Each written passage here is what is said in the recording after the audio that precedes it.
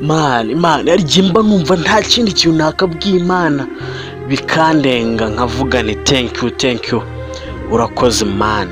Hari igihe njya kuryama nkavuga ni ngiye gutera isengesho nsenga Imana kubwo kundinda umunsi wose, kuba yandinkizeho ububasha bwayo, ariko kubera kubura ikintu, kubura amagambo na bivugamo, kubura uburyo nabivugamo, nkavuga nti nta kindi kintu nakakubwira usibye kuvuga ngo ndagushimye Mana yanjye.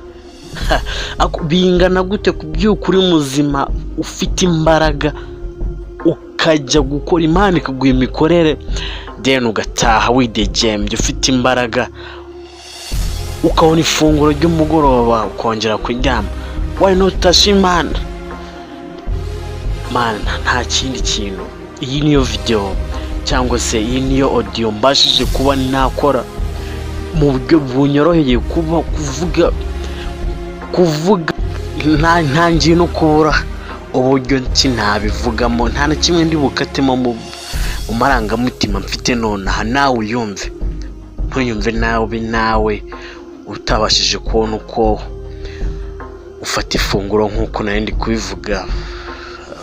Nawe ejo bizakunda. Imana ushonje uhishiwe, nzi neza yuko Imana ikureba, ubuzima bwawe nawe buzagenda neza uko byagenda kose. Ariko we hani wabashije kuba wabona ifunguro uko ryaba ringana kose, remember to thank God, remember to appreciate Almighty God only now heavenly.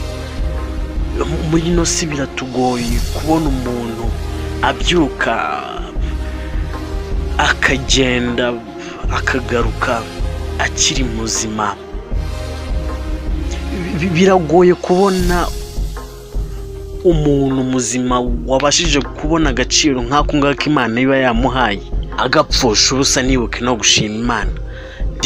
Nawe numera nkanjye wajya kuryama ukabura uko bivuga, ujye uvuga uti ndagushimiye Mana.